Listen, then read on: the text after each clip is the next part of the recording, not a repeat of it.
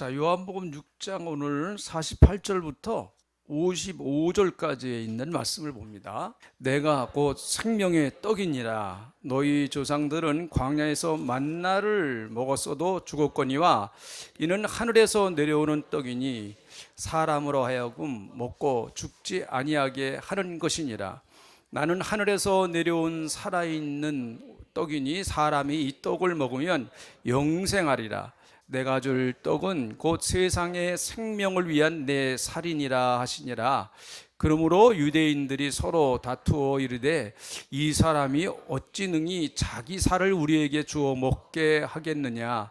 예수께서 이르시되 내가 진실로 진실로 너에게 이르노니 인자의 살을 먹지 아니하고 인자의 피를 마시지 아니하면 너희 속에 생명이 없느니라. 내 살을 먹고 내 피를 마시는 자는 영생을 가졌고 마지막 날에 내가 그를 다시 살리리니 내 살은 참된 양식이요 내 피는 참된 음료로다. 아멘. 네, 우리 옆에 분들 인사하시죠. 오늘 잘 오셨습니다. 꼭 은혜 받고 성령 충만 받고 가세요. 네, 고맙습니다. 할렐루야. 네. 오늘은 성찬식이 있는 날입니다.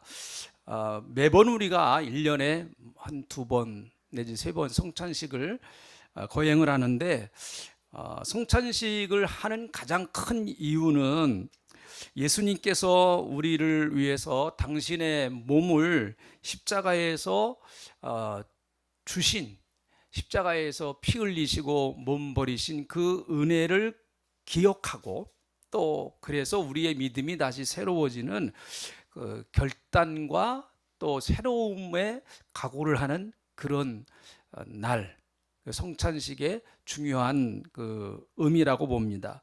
오늘 우리가 읽은 이 말씀을 보면은요, 자 6장 48절에 있는 말씀을 보면 예수님이 당신을 무엇이라고 얘기를 했는가 하면 내가 곧 생명의 떡이니라 그렇게 말씀하십니다. 내가 곧 생명의 떡이니라. 같이 해보시죠. 시작. 내가 곧 생명의 떡이니라. 그러시면서 49절에 무슨 말씀을 하시는가 하면 이스라엘 백성들이 과거에 40년 동안 광야 생활을 했던 이야기를 예수님이 하십니다. 이스라엘 백성들은 애굽에서 나와서 40년 동안 가나안에 들어가기까지 40년의 세월이 걸렸는데요. 40년 동안 광야 생활을 했어요. 근데 광야는 농사 지을 수 없습니다. 또 씨 뿌릴 수 없어요. 어디서 양식을 조달할 수도 없습니다. 장정만 60만인데 어디서 어떻게 양식을 조달하겠어요? 그래서 하나님께서 특별한 방법으로 날마다 아침 일찍 무엇을 내려주셨는가 하면 만나를 내려주셨어요. 만나. 그래서 아침 일찍 밖에 나가 보면은 만나가 쫙 주위에 깔려 있습니다. 그러면 그 만나를 걷어서 먹으면 하루의 양식이 될 수 있도록 하나님께서 그렇게 만들어 주셨죠. 성경에 보니까 이 만나는요, 가시 같고 색깔은 시고 맛은 꿀 섞은 과자 같다 이렇게 말씀하고 있습니다. 어떤 맛인지는 잘 우리가 모르죠. 먹어보질 않았으니까. 성경에 이 정도 설명이 나왔으니까 아무튼 꿀 섞은 과자 같은 것 뭐 그렇게 나왔어요. 아마 이스라엘 백성들이 40년 동안 광야 생활을 하는데 최소한의 건강을 유지할 수 있도록 하나님께서 그렇게 허락해 주신 것이 아닌가. 40년 동안 이스라엘 백성들이 뭐 특별히 할 일이 없지 않습니까? 광야에서 다니는 일밖에 특별히 없으니까 이렇게 최소한의 육체를 유지할 수 있는 그런 양식을 하나님께서 허락해 주셨다고 봅니다. 다시 말하면 광야에서 살려면 반드시 만나를 먹어야 돼요. 만나 안 먹으면 죽습니다. 다른 거 없습니다. 광야는요. 다른 거 없어요. 오직 만나와 메추라기 이거밖에 없거든요. 그러니까 만나를 먹지 않는다고 하면 그것은 결국은 죽음을 말하는 것이죠. 그래서 광야에서의 만나는 생명의 떡입니다. 광야에서의 만나는요. 만나는 생명의 떡이에요. 내 생명을 유지시켜주는 생명의 떡이 만나라고 말할 수 있겠죠. 목숨을 연장시켜주는 생명의 떡. 내가 만나를 먹음으로 말미암아 내 생명이 하루하루 연장이 됩니다. 그러니까 만나는 내게 생명을 연장시켜주는 양식인 것이죠. 그래서 이스라엘 백성들은 여러분 날마다 만나를 먹을 수밖에 없었습니다. 그런데 참 이상한 것은요, 안식일 전날에는 이틀치를 거둘 수 있도록 그렇게 해주셨어요. 만나는 하루치만 거두게 하나님께서 말씀하셨거든요. 그래서 오늘 내가 내일 것까지 잔뜩 걷어놓고 내일은 난 안 나갈 거야 하면 내일 가서 보면은 걷어놓은 거 보면 어제 걷어놓은 거 보면 만나가 다 썩어버립니다. 그러니까 만나는 매일같이 하루하루 그렇게 거둬야 되는 것이죠. 그런데 내일이 안식일이면 오늘은 이틀치를 거둘 수 있도록 하나님께서 그렇게 말씀해 주셨어요. 그래서 이틀치를 거둬 가지고 내일 딱 가보니까 안식일 날을 맞이해서 보니까 그 만나가 썩지를 않는 것이죠. 그래서 안식일 날 또 만나를 가지고 양식을 삼게 되는 것입니다. 그런데 문제는 무엇인가 하면 광야의 만나는 영원한 생명을 줄 수는 없습니다. 하루하루를 살아갈 수 있도록 우리의 생명을 연장시켜 주는 것뿐이지 영원히 살 수 있도록 해주는 것이 아니죠. 만나는요. 재밌는 질문 있잖아요. 살려고 먹습니까? 죽으려고 먹습니까? 참 대답하기 애매모호한 말이에요. 어떤 대답을 하더라도 명쾌한 명답이 될 수 없죠. 사실 당장은 살려고 먹지만 먹다가 보면 나중에는 죽으려고 먹은 꼴이 돼버리고 마는 거예요. 결론은요. 이 두 가지 말이 다 맞다고도 볼 수 있겠죠. 여러분, 광야에서 만나를 먹지 않으면은 죽을 수밖에 없지만 하루하루 만나가 생명을 연장시켜 주는 것은 사실이지만 광야에서 주는 만나는 이스라엘 백성들에게 영원히 살 수 있는 길은 열어주질 않습니다. 이 만나는요. 그러니까 육신의 생명만 이 땅에 사는 동안에 살아갈 수 있도록 그렇게 해주는 것이 만나인 것이죠. 어떻게 보면 세상이 주는 만나는 바로 이런 것 아니겠습니까? 세상에서 우리에게 좋은 만나들을 얼마나 많이 주는지 모릅니다. 가끔 이렇게 유튜브 이렇게 보면은 먹방 유튜버가 나와요. 먹방이 뭔지 아시죠? 모르세요? 네, 아시죠? 먹방. 이게 먹는 거 막 찍어가지고 그냥 이제 방송하는 거 있잖아요. 먹방 이거. 저도 몇 번 이렇게 봤습니다. 그런데 그 여자도 참 잘 먹대요. 보니까. 아니, 무슨 여자가 그렇게 음식을 잘 먹어요? 잘 먹는 것까지는 좋은데 굉장히 많이 먹더라고요. 보니까. 저렇게 먹어가지고 제대로 살려나 그런 생각도 들더라고요. 근데 어쨌든 굉장히 맛있게 먹어요.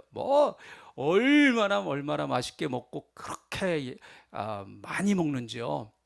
아마 입맛 없는 분들은 그거 좀 보면은 그래도 입맛이 좀 돌질 않을까 그런 생각을 해보는데, 그런데 여러분, 많이 먹으면 먹을수록 사실은 육신의 양식은 적당히 먹어야지 많이 먹으면 먹을수록 우리의 몸에 유익이 되는 것이 아니라 우리의 몸을 더 해롭게 하는 것 아니겠습니까?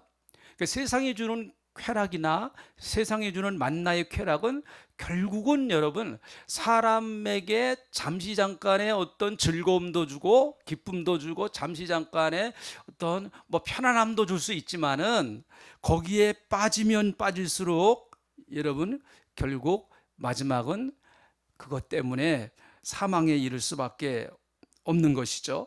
그런데 예수님께서는 나는 하늘에서 내려온 생명의 떡이다 이렇게 말씀하고 있습니다. 여기서 생명이라고 하는 말은 그 헬라어로 조에라고 하는 말인데요.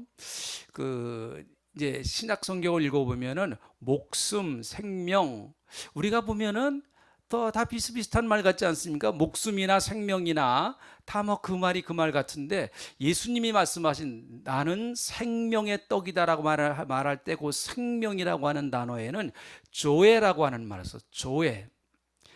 그런데 일반적으로 그냥 목숨,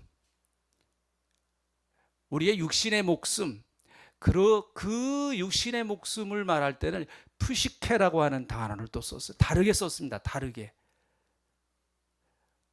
어떻게 보면 그냥 한국말 성경에는 이게 그 분별이 안 되기 때문에 이것도 생명이고 이것도 생명이고 그런 것 같은데, 이제 헬라어에는 이걸 좀 다르게 표현을 했어요.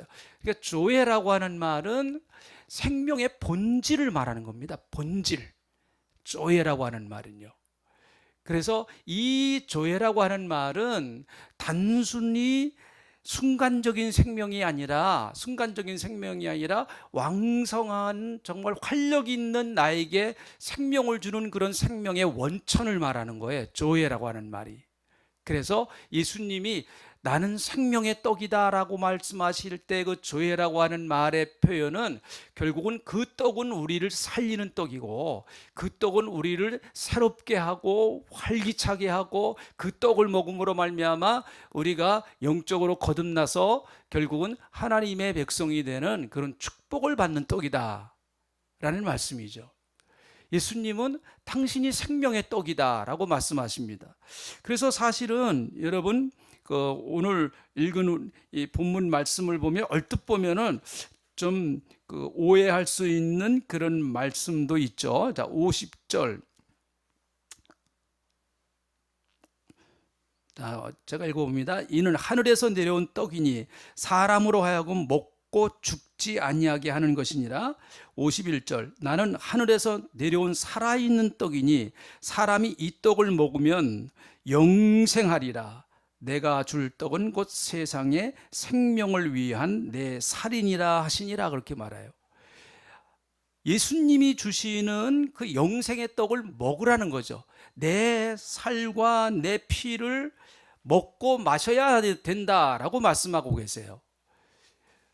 얼뜻 보면 여러분 좀 오해할 수 있는 그런 그 표현이죠. 사실은요. 어떻게 사람의 살을 먹습니까? 어떻게 사람의 피를 먹어요? 사실 그래서 여러분 그 초대교회 당시에 로마가 기독교를 한참 핍박할 때에 기독교를 핍박하는 이유 중에 하나가, 예수 믿는 사람들은 사람을 잡아다가 죽여서 살을 먹고 그리고 피를 빼서 피를 마시는 사람들이다, 이런 소문이 났어요. 이런 뉴스를 무슨 뉴스예요?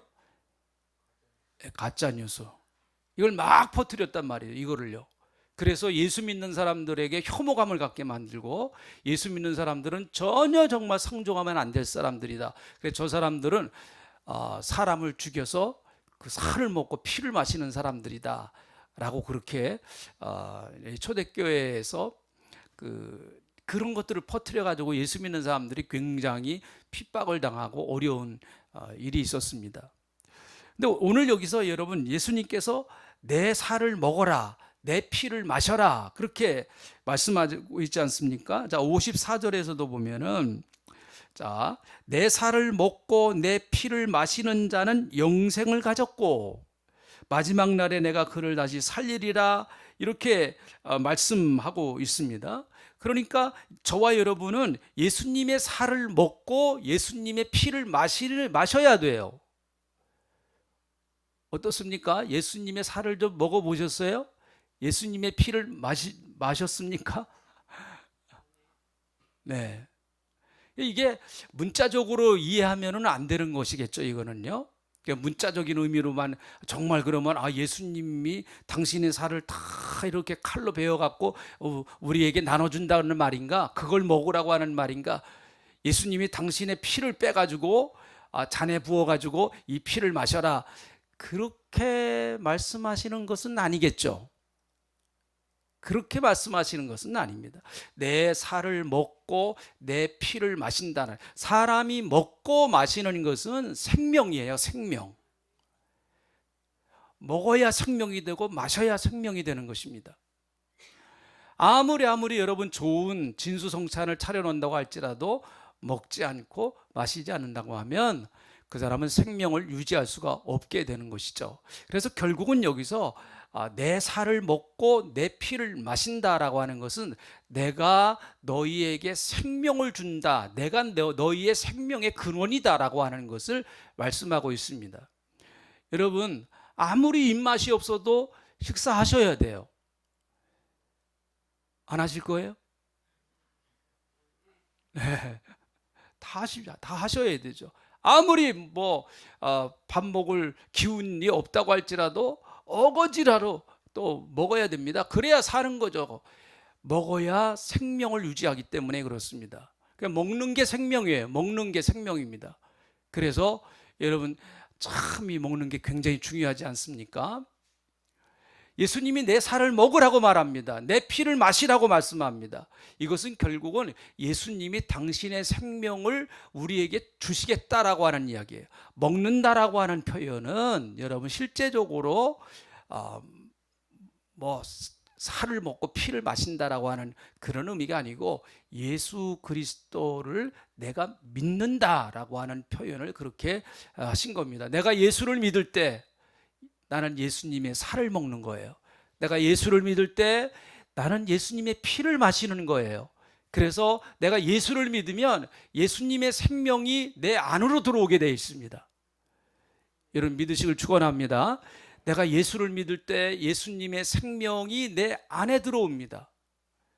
그것이 나를 살리는 양식이 되고 나를 살리는 음료가 된다라고 예수님이 말씀하시는 것이죠. 피는 생명이에요. 여러분, 피가 없으면 사람은 살 수가 없습니다. 그래서 피가 모자라면은 어때요? 수혈도 하지 않습니까? 피를 보충하기 위해서. 혹시 여러분 수혈 받아보신 분들 계세요?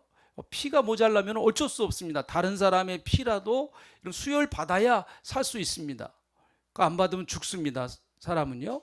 피는 생명이에요. 이 피가 우리 몸에서 하는 모든 일들은 우리의 생명을 유지하는 일에 대단히 중요한 일을 합니다. 대단히 중요한 일을 하죠. 그래서 여러분, 성경은 피는 생명이라고 말씀합니다.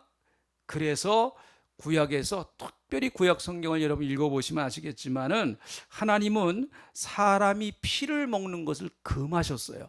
피 절대로 먹지 마라. 짐승의 피도 먹지 말라는 거예요. 짐승의 피도. 이게 율법입니다. 그래서 유대인들은 지금도 피 안 먹습니다. 경건한 유대인들은 지금도 그대로 그 말씀을 그대로 이제 율법을 그대로 문자적으로 지키고 있습니다. 왜 그런가 하면 피는 생명을 상징하기 때문에 그래요. 그래서 레위기 17장 11절에 있는 말씀을 보니까 육체의 생명은 피에 있음이라. 내가 이 피를 너희에게 주어 제단에 뿌려 너희의 생명을 위하여 속죄하게 하였나니 생명이 피에 있으므로 피가 죄를 속하느니라. 그렇게 말씀합니다. 그래서 구약 성경에서는 양을 잡아서 그 양의 피를 뿌림으로 말미암아 양이 내 대신 죽어서 피를 뿌려서 내 죄가 용서받는 거예요. 하나님은 양의 그 뿌려진 피를 보고 내 죄를 용서하는 겁니다. 그런데 계속해서 반복해서 그 제사를 똑같이 드리고 또 똑같이 드려야 되잖아요. 그런데 신약에서는 단번에 예수님이 십자가에서 당신의 몸을 찢으시고 또 그리고 옆구리에 창 받으시고 가시면류관 쓰시고 피를 흘리심으로 말미암아 우리의 죄를 영원히 단번에 속죄하셨다라고 말씀하고 계세요. 피가 들어가야 생명. 예수님의 피는 생명의 피입니다. 그러므로 저와 여러분이 다시 살아난 이유는 우리에게 조의 영생이 우리에게 주어진 이유는 바로 예수님의 피의 대가인 것입니다. 예수님이 피를 흘려서 우리의 생명을 사신 거예요. 그래서 이제 우리는 우리의 것이 아니라 누구의 거예요? 주님 거예요. 주님. 주님께서 당신의 피로 우리를 사셨기 때문에 생명을 들여서 우리에게 생명을 주신 분입니다. 여러분, 생명은 생명으로만 구원할 수 있는 것입니다. 죽을 수밖에 없는 생명, 예수 그리스도께서 십자가에서 죽으심으로 말미암아 그 생명의 대가를 우리에게 치르셨단 말이죠. 그래서 그 생명이 우리에게 오게 된 것이죠. 여러분, 부모로부터 받은 육신의 생명은 누구나 다 이제 부모로부터 육신의 생명을 받잖아요. 참 얼마나 그래서 부모님의 은혜가 감사하고 소중하지 않습니까? 그런데 이 생명은 우리가 아는 대로 이 땅에서 살아갈 동안만 이 생명은 우리를 유지시켜 주는 거예요. 이 생명은 이 땅에서 살아갈 동안만 유지됩니다. 육신의 생명이 떠나가 버리면 그걸 이제 우리가 죽음이라고 그러지 않습니까? 딱 죽으면은요, 사람은 아무것도 아니에요. 정말 아무짝에도 쓸모 없어요. 표현이 좀 죄송합니다. 표현이요. 개는 죽으면은요, 고기라도 남아요. 네? 사람은요, 아무짝에도 쓸모 없어요. 딱 생명이 떠나가 버린, 부모로부터 받은 육의 생명이 딱 떠나가 버리면은 아무것도 아닙니다. 어제 그렇게 사랑하던 그 부모, 또 아내, 남편, 그런데 생명이 떠나갔어요. 그러면 왠지 여러분 꺼름직한 거야. 아무리 부부 사이라도 꺼름직한 게 인간의 마음입니다. 그 육의 생명이 그렇게 중요한 거예요. 육의 생명이. 육신은 생명이 있어야만 가치가 있고 의미가 있는 거잖아요. 생명이 떠나가 버리면 아무 가치도 없어요. 우리가 지난 주간에 우리 윤공 집사님 아버님 장례를 이렇게 치렀는데, 요즘은 뭐 다 화장을 하지 않습니까? 이제 화장을 해서 이렇게 이제 마지막 다 끝나고 나왔을 때는, 그죠? 뭐 요만큼의 재 비슷한 거밖에 없는 거예요. 참 그거 보면은 인간의 삶이라고 하는 게 육에서 생명이 떠나가 버리면은 남는 거는 아무것도 없습니다. 아무것도 없어요. 그런데 여러분, 사람에게는 하나님께서 영혼이라고 하는 존재를 허락해 주셨는데, 이 영혼은 예수 그리스도의 생명이 들어와야만 다시 살아날 수 있는 겁니다. 예수 그리스도의 생명이 들어와야만. 예수님이 십자가에서 피 흘리시고 또 그리고 몸버려서 몸 찢으셔서 당신이 모든 죄를 사하시고 그 예수 그리스도를 내 마음에 영접할 때 내 안에 새로운 생명이 들어와요. 그 새로운 생명은 아까 제가 말씀드린 푸시케가 아니고 부모로부터 부여받은 생명이 아니고, 그 생명은 누구로부터 부여받는 생명이 들어오는가 하면 예수 그리스도의 부활의 생명이 들어오게 됩니다. 할렐루야. 여러분, 그래서 우리가 예수를 믿을 때 놀라운 역사가 일어나요. 우리가 이걸 잘 모를 수도 있어요. 어떤 사람은 예수를 믿으면서도 이거 모르면서 평생 예수 믿을 수 있어요. 그런데 여러분과 제가 어떤 순간인지 예수를 믿었잖아요. 다 예수 믿은 순간은 다 각자 다르지 않습니까? 어떤 순간에 예수를 믿었어요. 그러면 그때 어떤 역사가 일어났는가 하면, 내가 그때 예수를 믿을 때 하나님은 나를 어떻게 인정하시는가 하면, 내가 예수님과 함께 십자가에서 죽은 거로 인정을 하시는 거예요. 내 죄와 함께 다 예수님과 함께 십자가에서 심판을 받아 죽은 거로 인정을 합니다. 그런데 여러분, 예수님이 십자가에서 죽으신 것으로 끝나는 것이 아니지 않습니까? 죽으셨다가 3일 만에 다시 살아나시잖아요. 할렐루야. 그때에 여러분 다시 우리도 예수님과 함께 살아난 존재로 하나님이 인정하시는 거예요. 그래서 그때부터의 생명은, 여러분, 그 생명은 부모가 주는 생명과는 다른 차원의 생명입니다. 그 생명은 예수님이 사망과 죽음의 권세를 이기셔서 주신 부활의 생명이란 말이죠. 우리는 그 생명을 가지고 영생하는 거예요. 우리가 예수 믿을 때 이런 역사가 일어났어요. 꼭 기억하셔야 돼요. 이거 잊지 마셔야 됩니다. 내가 예수 믿을 때 이런 놀라운 역사가 일어났습니다. 하나님이 그렇게 놀랍게 역사를 하셨단 말이죠. 그래서 내가 예수 믿는 것이 이게 우연한 일이 아니고요, 우스운 일이 아니고요, 값어치 없는 일이 아닙니다. 이건 놀라운 일입니다.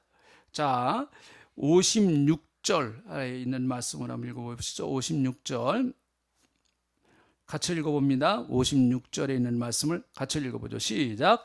내 살을 먹고 내 피를 마시는 자는 내 안에 거하고 나도 그 안에 거하리라. 네, 예수님의 피를 먹고 예수님의 살을 먹는 자는 예수님 안에 거한다는 거예요.